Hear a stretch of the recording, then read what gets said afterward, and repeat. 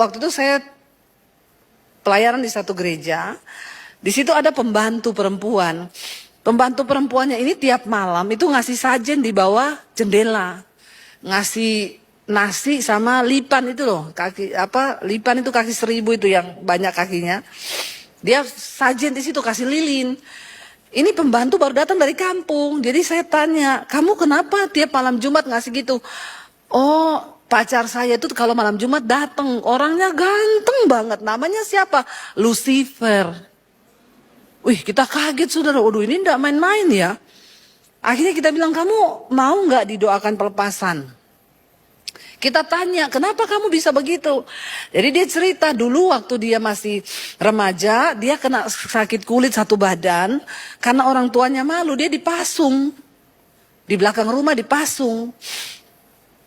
Waktu dipasung, dia kepahitan. Setelah dia sembuh, dia pergi dari rumah, dia mencari guru, berguru sama dukun-dukun. Tujuannya dia mau balas dendam, mau bikin mati ke orang tuanya. Lalu dia datang ke Palu, dia melamar di gereja itu jadi pembantu. Nah setelah itu kami layani doa pelepasan. Saya baru kali itu lihat ada setan, benar-benar setan. Saya tahu setan itu ada, tapi saya belum pernah lihat setan. Nah waktu dia doa pelepasan itu saya baru lihat setan itu ada. Saudara, waktu kita berdoa di ruangan gereja itu, ini bukan yang dari gereja setan loh, ini yang pembantu itu. Waktu kita berdoa, pertama saya teriak dalam nama Yesus, dia teriak panas, panas. Saudara tahu itu rambutnya panjang berdiri, terus matanya itu mau keluar merah. Nah, itu saya bilang ini setan beneran tuh. Sempat gerak saya, mau lari saya. Saya tangking dalam nama Yesus, dan ini setan loh ini. Ya. Jangan menertawakan saya ya. Jadi nanti saudara jadi mirip dia loh kalau ketawain. Saya tangking so, dia ketawa makin kenceng. Aduh, ya saya sama teman-teman lihat-lihatan. Aduh, bagaimana ini? Udah jurus pamungkas di dalam nama Yesus dia ketawa. Lalu saya bilang Tuhan kasih, kalau saya lari berarti setannya menang ini. Nggak mulai kita lari nih. Saya berdoa. Apa yang harus saya lakukan Tuhan? Tiba-tiba Roh Kudus kasih hikmat. Tidak usah ditengking, ambil gitar, naikkan pujian. Saya ambil gitar saudara, tapi jangan tutup mata kalau begini. Karena ini setan di depan ini. Saya ambil gitar saudara, makanya kalau saudara tuh sering nyanyi tuh, setan tuh enggak suka lihat orang nyanyi. Setan tuh enggak suka kalau saudara di rumah tuh nyanyi. Dia pergi langsung. Bener. Ya kalau ada rumah yang singup-singup ada setan, ya saya tahu ada setan, saya bukan tidak percaya setan, setan tuh ada. Bahkan lagi kita duduk gini, mana tuh setan-setan nih, saya lihat dari sini ada setan. Nggak usah tersinggung gitu ya, biasa aja. Ada, tapi makanya saya selalu bilang orang di rumah itulah yang harus berdoa, bukan buat rumahnya. Jangan kau panggil pendeta. Pendeta berdoa, bersih, pendeta pergi, setannya balik, ngajak 7 lebih jahat lagi rohnya.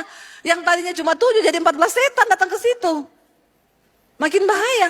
Makanya saya ajarkan kalau rumahmu ini singup, kau berdoa, terus kau nyanyi-nyanyi lah. Ya tapi nyanyi yang benar lagu rohani, jangan bang ini, lihat-lihat bodiku yang seksi. Setannya tambah banyak. Ya, jangan salah nyanyi saudara. Jadi waktu itu saya, aduh Tuhan, saya lari atau terus ini. Roh Kudus bilang terus ambil gitar nyanyi.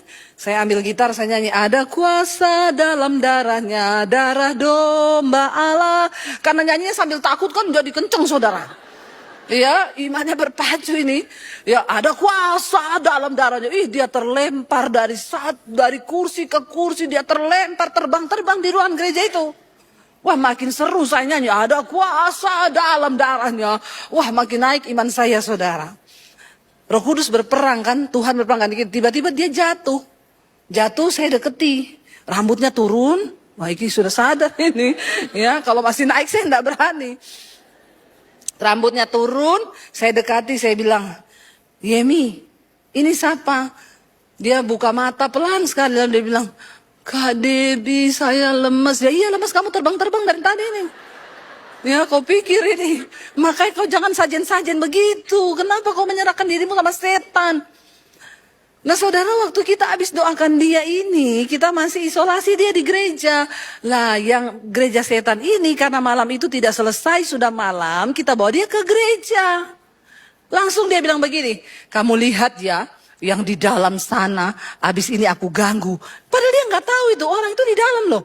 Dia di luar gereja, tiba-tiba teriak yang di dalam kerasukan. Saya bilang, waduh ini lebih parah lagi nih setannya Tuhan. Ya, itu benar-benar saudara. Tiap hari kita layani doa pelepasan. Wih ilmunya saudara, tiba-tiba dia bilang gini, aduh ini saya panas.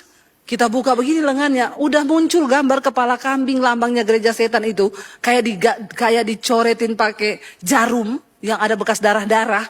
Itu muncul dengan sendirinya loh. Itu saya benar-benar melihat setan itu ada. Iya. Lalu akhirnya kita doa pelepasan tuh, saudara bayangkan ada WL di situ. Dia memang agak-agak tulang lunak. Dia datang, kami lagi doa pelepasan. Terus dia bilang gini, aku mau ikut dong doa. Saya tuh udah bilang jangan, lebih baik kau itu pergi ke sana. Enggak apa-apa. Jadi kita lagi doa pelepasan, dia datang. Dalam nama Yesus. Langsung orangnya tunjuk begini. Kau temanku. Langsung dia lari terbirit-birit keluar dari situ. Saya bilang lebih baik kau keluar daripada kita juga layani kau kerasukan di sini. Ya, setan tuh tahu saudara. Setan itu tahu siapa temennya. Saudara pikir setan tidak tahu? Setan tahu kok. Yang duduk-duduk di sini setan tahu siapa temennya siapa. Ya, jangan kau menjadi sahabat dunia ini. Jadi saya bilang keluar kau, cepat kau keluar. Jangan nanti kita lagi layani kau kerasukan. Itu saudara, sampai anak-anaknya pendoa di rumah lagi makan, tiba-tiba kerasukan. Akhirnya 3 bulan dia baru bisa dilepaskan. Itu benar-benar saya melihat dengan mata. Tapi ini loh Tuhan bilang. Karena itu tunduklah kepada Allah dan lawan iblis. Maka ia akan lari. Biar kau mau doa tengking dia kayak apa. Kalau kau tidak tunduk pada firman Tuhan. Maka imanmu itu tidak berkuasa. Tapi orang yang tunduk pada firman Tuhan, rumah itu ada setan, kau datang, setannya minggat, amin. Cari kontrakan lain dia. Tapi kalau ada rumah setan, orang gak tunduk sama firman, datang, tinggal sama-sama setan. Ya setan bilang kita kan saudaraan. Ya jadi hati-hati. Tunduklah kepada Allah, lawan iblis, maka dia lari daripadamu. Nggak usah kau undang pendeta. Ini loh yang selalu saya bilang, saudara undang pendeta, kalau saudara tidak bertobat, rumah yang ada setannya ini diusir sama pendeta. Saya datang nih, saya usir, setannya pergi. Tapi orang ini tidak tobat, saya pergi, setannya balik, ngajak 7 roh yang lebih, maka rumahmu jadi sarang. Saya selalu bilang, kalau ada orang doakan rumah saya datang tetap. Tapi kamu yang berdoa ya. Makanya kamu harus kudus. Kamu harus tunduk sama firman Tuhan. Kalau kamu ndak kudus percuma. Biar siapa kamu mau datangkan Benny Hinn, siapa Morris Cerullo ke sini, percuma. Ayo orang Kristen, kau ngerti kebenaran. Amin. Jangan cuma dibodoh-bodohi. Ya. Saya bisa saja datang dan ngomong sudah saya bereskan. Setannya udah pergi. PK dulu mana? Saudara pikir Tuhan tuh bisa ditipu? Ini alam roh, ini peperangan kita ini. Ini musuhmu tidak kasat mata. Selalu saya tekankan, bukannya saya nggak mau berdoa. Bapak ibu lah yang berdoa buat rumahmu. Urapi minyak. Tapi kau harus bertobat. Karena kalau tidak percuma. Saya doakan sekarang, setannya pergi. Kalau saya pergi, kau tidak bertobat, setannya balik. Ngajak teman-temannya. Itu kebenarannya saudara. Karena itu tunduklah kepada Allah dan lawan iblis. Maka dia lari.